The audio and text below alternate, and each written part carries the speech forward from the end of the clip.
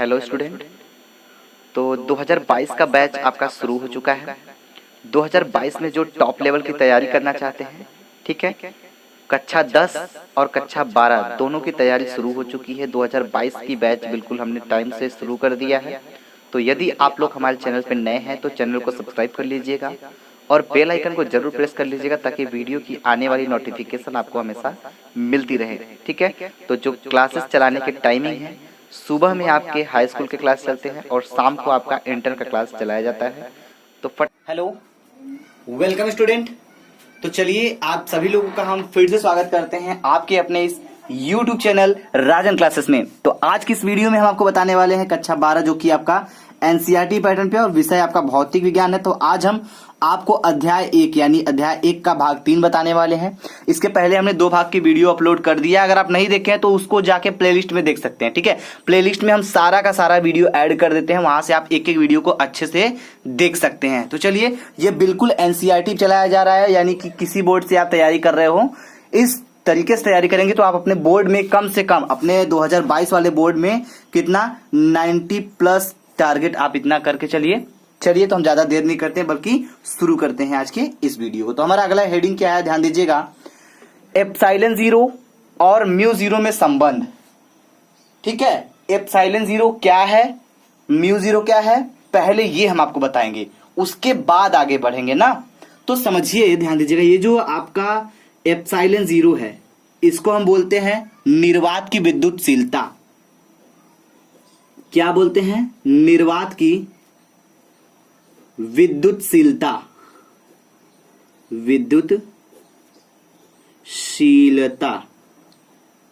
विद्युतशीलता ये एप्सिलॉन 0 को बोलते हैं। अब बात करेंगे म्यू 0 को क्या बोलते हैं। म्यू 0 को बोलते हैं हम क्या बोलते हैं, निर्वात की चुंबकशीलता। निर्वात की चुंबकशीलता, चुंबकशीलता, ठीक। चलिए, तो ये तो हो गया निर्वात की चुंबकशीलता और निर्वात में विद्युतशीलता। निर्वात की विद्युतशीलता, इन दोनों में हमें संबंध स्थापित करना है, यानी में इनमें क्या क्या संबंध होता है ये हमें समझना है। तो चलिए, बहुत इंपॉर्टेंट ये टॉपिक है, कह सकते हैं बहुत बहुत इंपॉर्टेंट है, ठीक है। अगर ये आप तैयार कर लेते हैं तो ये क्वेश्चन आपके 4 से 5 नंबर में बोर्ड एग्जाम में फंसे जाएंगे, ठीक है। चलिए आगे शुरू करते हैं। तो ध्यान दीजिएगा, आपको एक वैल्यू पता है जो कि हम आपको बताए हैं 1/4 पाई एप्सिलॉन 0 का मान कितना होता है, 9 गुणे 10 के घाते क्या होता है, 9। ये इसका वैल्यू होता है, राइट, गुड। और देखिए, ये तो हो गया 1/4 पाई एप्सिलॉन 0 का मान।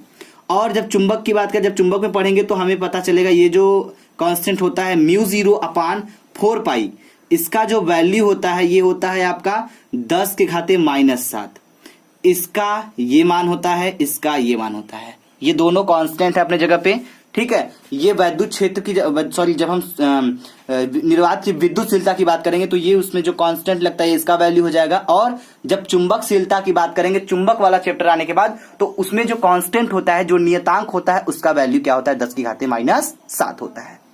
समझ में आई बात? चलिए, तो करना कुछ नहीं है, बस हमें भाग देना है, इसमें इससे भाग देना है, ठीक है।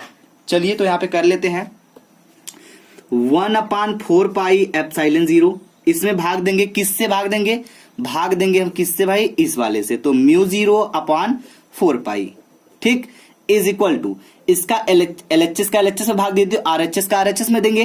तो RHS का RHS में देंगे तो 9 गुणे 10 के घाते 9 हो जाएगा, अब बट्टे 10 के घाते क्या हो जाएगा, -7 हो जाएगा। समझ में आ रही बात? चलिए भाई, अब क्या होगा, ध्यान दीजिएगा, इस 4 पाई से ये 4 पाई आपका कैंसिल हो जाएगा। कैंसिल होने के बाद हमें मिलेगा क्या, हमें मिलेगा 1/, ध्यान दीजिएगा, 1/एप्सिलॉन 0, ठीक है। 1/एप्सिलॉन 0, ये क्या है, म्यू 0 है, तो इसको भी ले लेते हैं म्यू 0, ठीक, इज इक्वल टू, अब इसको ध्यान दीजिएगा, ये 9 गुणे 10 के घाते 9 था, इसको ऊपर ले जाएंगे तो गुणे 10 के घाते क्या हो जाएगा, 7 हो जाएगा, क्योंकि नीचे माइनस में है, ऊपर जाके प्लस हो जाएगा, यानी कि 9 7 16 हो जाएगा। तो टोटल हम कह सकते हैं कि हमें क्या मिलेगा, 1/म्यू 0 इंटू एप्सिलॉन 0, ठीक है। इज इक्वल टू 9 गुणे 10 के घाते, ये भी प्लस है ये भी प्लस है, प्लस प्लस घात में गुणा में घात जुड़ते हैं ना, तो गुणा में घात जुड़ जाएगा, तो 9 7 16 हो जाएगा। अब इतना आने के बाद क्या करेंगे, ध्यान दीजिएगा, एकदम स्टेप बाय स्टेप ध्यान देना है, ठीक है।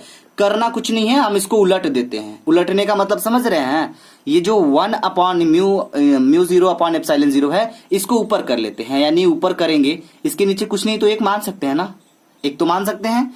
अब ध्यान दीजिएगा, तो ये अगर लिखेंगे mu 0 into epsilon 0 is equal to, तो इसको तो उलट दिए, अब इसको उल्टेंगे तो ये हो जाएगा 1 अपान 9 गुणे 10 के घाते 16। इतना आया, गुड।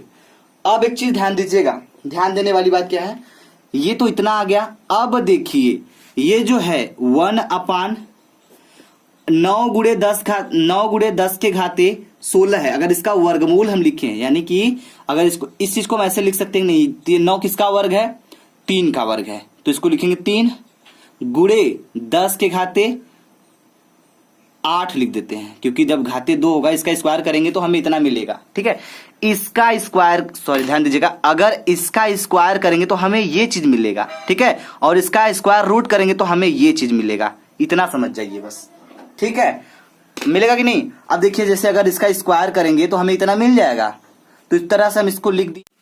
तो ध्यान दीजिएगा, अब क्या हो जाएगा, mu 0 epsilon 0 is equal to, ठीक है, 1 अपान 3 इंटू 10 के पावर क्या है 8 दिया है ना।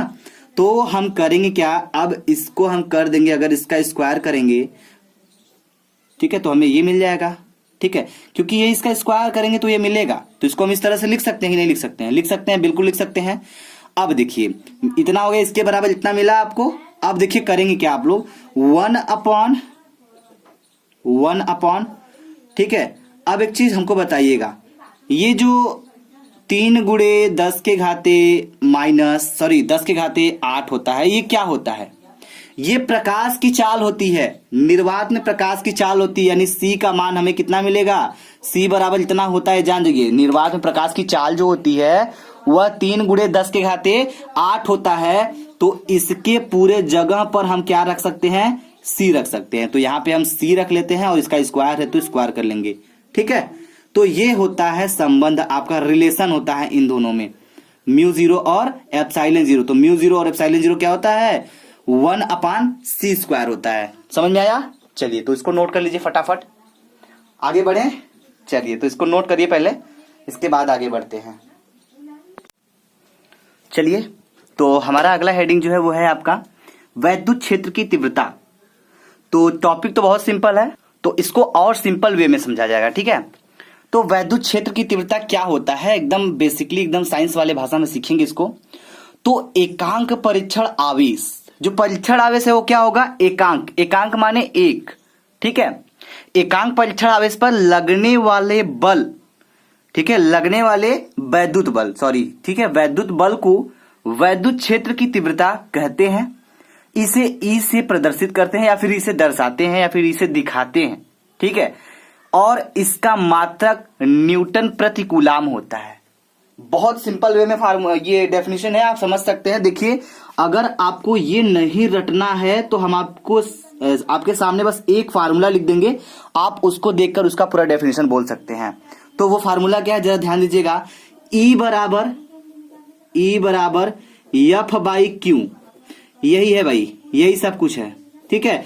इसको देख के आप ये पूरा परिभाषा बोल सकते हैं। कैसे, एकांक परीक्षण आवेश, जो आवेश है नीचे है, अगर हम इसको एकांक कर दें तो इस पर जो लगने वाला एफ, ये जो बल है, फोर्स, इस पे जो लगने वाला बल है वही क्या कहलाएगा, वैद्युत क्षेत्र की तीव्रता कहलाएगी। एक बार फिर से समझाएंगे। एकांक परीक्षण आवेश पर ये जो नीचे आवेश है, यदि हम इसको एक कर देते हैं तो इस पे जो लगने वाला ये जो बल है एफ, ठीक है, ये जो लगने वाला बल है यह क्या हो जाएगा, वैद्युत क्षेत्र की तीव्रता कहलाएगा। बस इतना ही समझिए, ठीक है। जरा यहाँ पे समझ लीजिएगा, जहां पर ये जो आपका E है, ये क्या है, एफ है, ये क्या है, क्यू है, ये क्या है। तो ये जो E है आपका, ये है वैद्युत क्षेत्र की तीव्रता। क्या है, वैद्युत क्षेत्र की तीव्रता, ठीक है, क्षेत्र की तीव्रता। अब एक चीज ध्यान दीजिएगा, ये जो F है ये क्या है, ये आपका है बल। कौन सा बल, वैद्युत बल, ठीक है।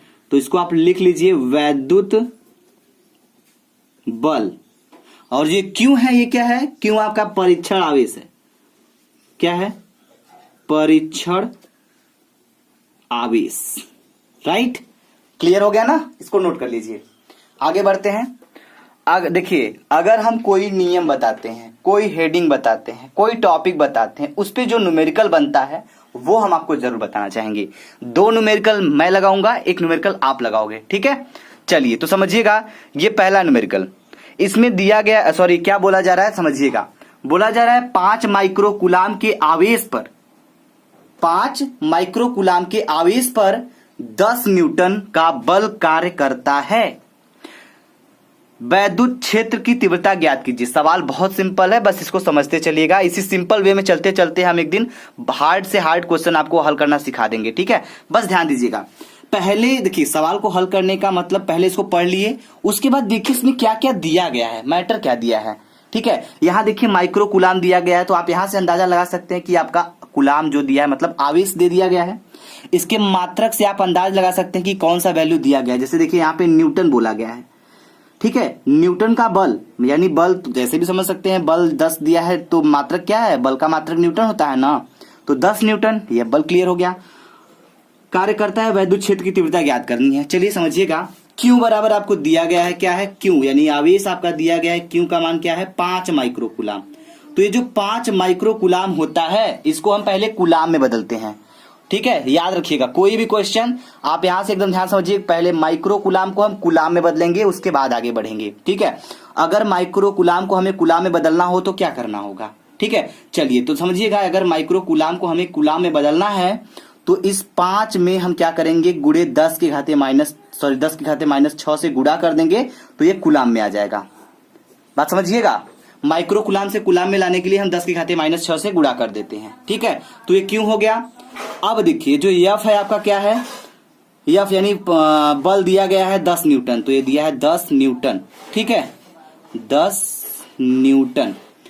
अब देखिए E आपसे पूछा जा रहा है, E माने क्या, वैद्युत क्षेत्र की तीव्रता आपसे पूछी जा रही है। तो फार्मूला आपको पता है, हमने आपको बताया था, फार्मूला क्या बताया था, E बराबर F बाई Q, ये फार्मूला बताया था। और इसी फार्मूले पे रख दीजिए, E का मान हमें निकालना है, तो E बराबर हो जाएगा क्या, F का मान क्या है, F का मान है 10 न्यूटन अपॉन क्या है Q मतलब आवेश, आवेश का मान क्या है 5 गुणे 10 के घाते माइनस 6 कुलाम था, ठीक है। अब इसको यदि हम हल करते हैं, ध्यान समझिएगा, ठीक है, क्योंकि छोटा छोटा कैलकुलेशन ही आपको बहुत बड़े कैलकुलेशन को हल करने में काफी मदद करेगा एक दिन, ठीक है।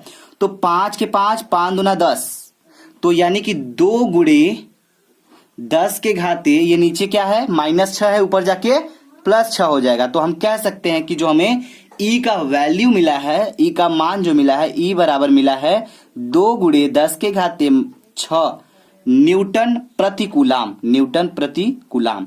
तो इसको आप अपने बॉक्स में बंद करिए। देखिए छोटा सा न्यूमेरिकल हल हो गया है, तो आप इसकी तरह से एक न्यूमेरिकल और देख लीजिए, ठीक है। तो आप, हम चाहेंगे कि न्यूमेरिकल को प्रैक्टिस करते रहिए, क्योंकि फिजिक्स है उसका जान न्यूमेरिकल ही है, ठीक है। तो ये क्वेश्चन आपके लिए है, क्वेश्चन को समझ लीजिए, अगर कोई दिक्कत होता है तो बताइएगा, समझ में आएगा तो भी, नहीं समझ में आएगा तो भी, ठीक है। आप हमें कमेंट बॉक्स में जरूर बताइएगा कमेंट करके।